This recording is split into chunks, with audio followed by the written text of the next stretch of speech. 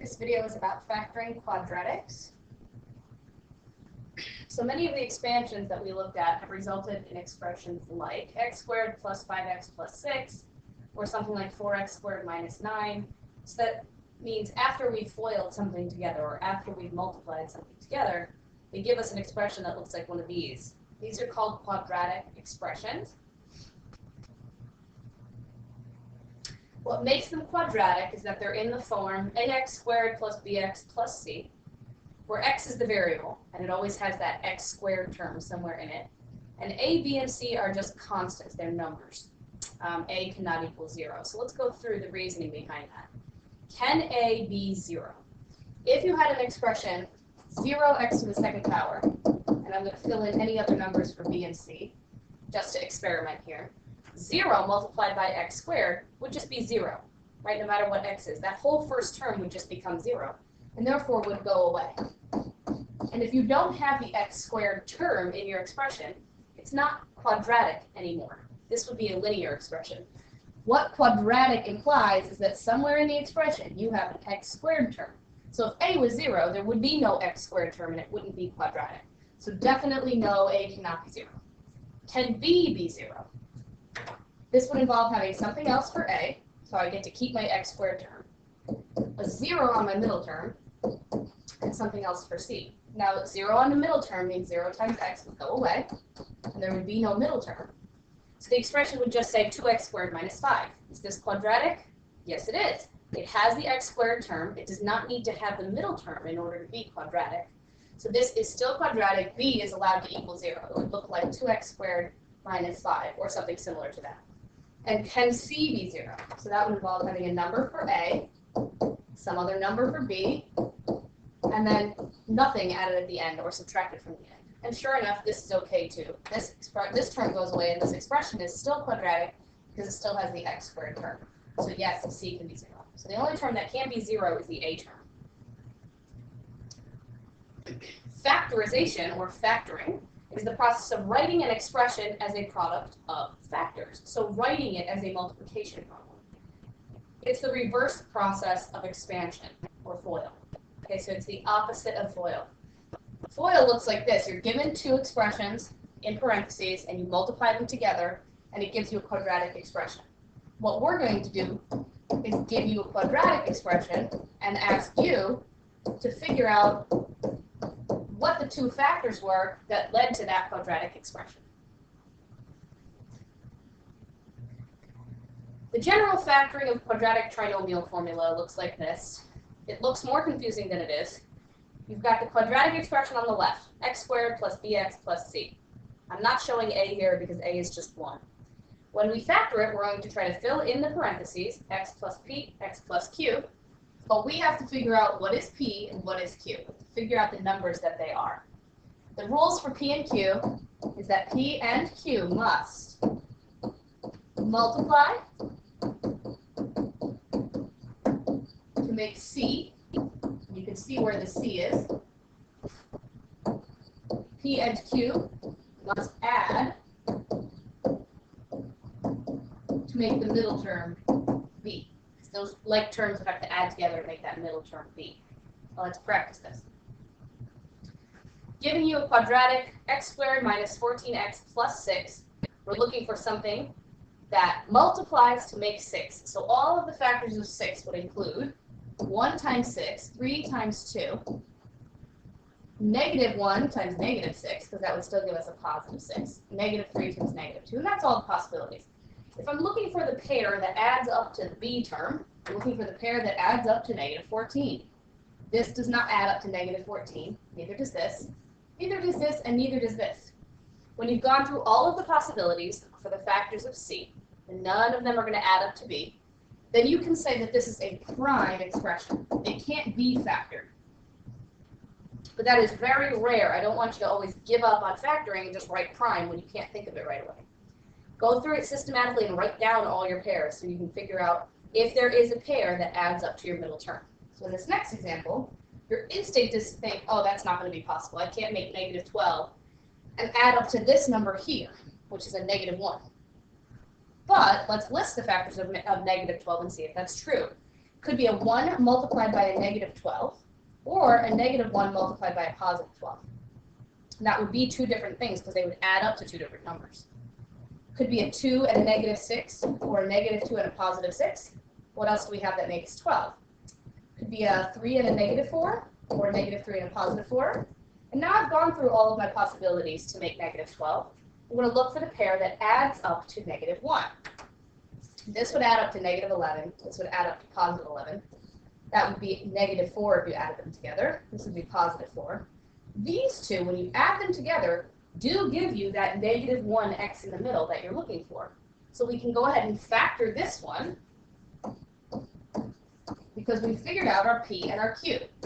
The x squared is going to split into the x and the x, and the two numbers that we just picked, positive 3 and negative 4, from down here, are going to get filled into our two parentheses. One of them is a positive 3, one of them is a negative 4.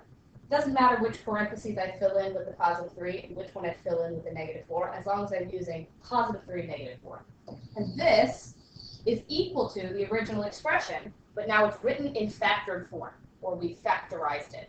To check if your factorization is true, you can always FOIL it back together and see if you get what you started with. So x times x would be x squared, x times negative 4 is negative 4x, x times positive 3, and then positive 3 times negative 4. You add these two guys in the middle, and sure enough, they add up to the b that we were looking for. And when the final expression matches the original one that you started with, that means your factorization is correct. So the answer is what I have in the blue box there. That's the factored version of x squared minus x minus 12. Before you do that method, you should always look to see if there's a highest common factor that you can remove first.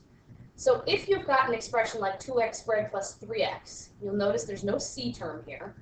You're just going to look at the two things that you have and see if there's a greatest common factor that you can pull out, as if it had been distributed in, and you're going to undistribute it, because that's another form of expansion, and we're going to undo expansion when we're asked to factor. So we're going to undo what was expanded into here, and it looks like I can take out a single x from both of these terms and show it in front of the parentheses, because that's where it would have been before it got distributed. Then when you take an x out of this term, there will only be a 2x left, right? Because there was a 2x squared. We're removing one of the x's and putting it out front, so now it's just 2x. And what will be in this term when we take out the x is just a positive 3, because it only had one x to give away, and we took it out, we put it in the front. So the original expression equals x multiplied by 2x plus 3. So we took an expression and wrote it as a product of two factors. We factorized it by undistributing that x. In the next expression, there's a little more than just x that we could take out, because both of these terms are divisible by 2. So it looks like a 2 was distributed in, and an x was distributed in. So we are going to undistribute a 2x, which means in the first term, all that will be left is x, because 2x times x would give us that 2x squared there. And in the second term, all that will be left is a minus 3, because by division, right, I'm taking the negative 6 that was in there and dividing out the 2, I would only have negative 3 left, and the x is already pulled out.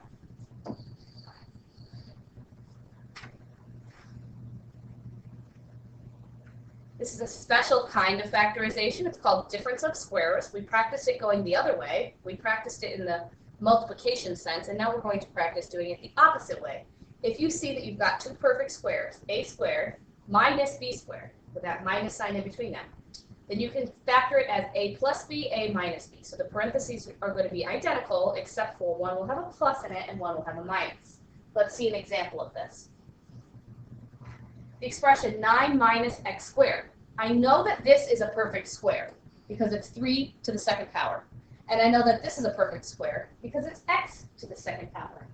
So when I fill in the parentheses for this one, it's going to be whatever the square root of the first thing is, so 3 and 3. Whatever the square root of the second thing is, so x and x. One of them has a plus and one of them has a minus. I just follow the formula and I'm guaranteed to get that one right, as long as the original expression is the difference, meaning subtraction, of two perfect squares. For this one, I know that this is 2x times 2x, and this is 5 times 5. Notice I'm ignoring the minus sign in between. As soon as you identify that there's subtraction in between, you can ignore the sign and just use the formula. So the square root of 4x to the second is going to be 2x and 2x. The square root of 25 is going to be 5 and 5. I haven't filled in any signs yet. And then because the original thing was a difference of squares, I can fill in 1 plus, 1 minus. And it doesn't matter which one is the plus and which one is the minus. In these, they look like they're going to be the difference of squares, but 2x to the second power doesn't have a square root, and neither does 8. So first I want to look for that highest common factor that I can undistribute, and maybe then it'll turn into something I can factorize further. So I can take a 2 from here and a 2 from here and show it in front of the parentheses, undistributed. In which case I would have an x squared left in the first term and a minus 4 in the second term. And now I have to go one step further here because that thing that I have left in parentheses can be factored using the difference of squares. So this is going to become, keep the 2 that you took out in the beginning, and we're going to split this x squared minus 4 into 2 parentheses. The x squared is splitting into x and x, and the 4, because we know that this is a square root, has a square root, we're going to fill in 2 and 2. Because it's a subtraction sign in the middle of my 2 perfect squares, I fill in 1 plus sign and 1 minus sign, and this is the fully factored version of the original statement. Similarly here, I can take out a 3 from both of these, which will leave me with x squared minus 16. This is by division, right? When you undistribute that 3, it's by division. Then that thing left in parentheses is a difference of squares. So I can keep the 3 out front and split this x squared minus 16 into 2 parentheses. The x squared is going to split into x and x. The 16 is going to split into 4 and 4. Because it was a subtraction to begin with, I can fill it in as 1 plus and 1 minus. And this is the last special case here, perfect squares factorization. So if you recognize that your first term and your last term are perfect squares, and the term in the middle is 2 times a times b, then you can know that it's either a plus b to the second power or a minus b to the second power. This is really hard to see without doing it with numbers. So once you have these formulas written down, we're going to change the slide here and practice this with numbers. I often don't recognize this one right away. I just try to factor it like normal. And then when I factor it like normal, I realize I have one of these situations. So that's always going to work if you can't remember this formula for this special situation. But let's try applying it on the next slide. So our first one here, I notice that this is a perfect square and this is a perfect square. So this is something to the second power, it's x to the second power. And the last thing is something to the second power because it's 7 to the second power. Then I'm looking at that term in the middle, and I'm trying to decide if this represents 2 times a times b. That was that middle term in the formula that you just wrote down. So 2 multiplied by a, now a is the thing that was squared to get your first term. So in this case, it's just x, because x squared is what our first term says. B is the thing that was squared to get our final term, which is 7. So does this represent 2 times x times 7? Well, that would be 14x, and yes, that's what we have in the center here. So because this is one of those cases where the middle term is 2ab, I can use the formula that we just wrote down. This one is the one with subtraction in it, where it's just going to be x minus whatever the square root of that final term was, and it's minus because the middle term was minus, and the whole thing is to the second power. Again, if you forget this formula or don't recognize it, you can factor this by just looking for things that make 49 and add up to negative 14, and that method would still work. But this way is a shortcut, and some people have a really easy time with this one sinking in. So if that's you, go ahead and use this method. In the next one, I noticed right away, these are all even numbers. I'm going to look for something I can take out from all 3 terms, which here might only be the number 2, but it's going to help us. So the first thing we want to do is factor out a 2 by undistributing it. And undistributing is division, remember. So 4x squared, the middle term will have 12x, and the last term will have 9.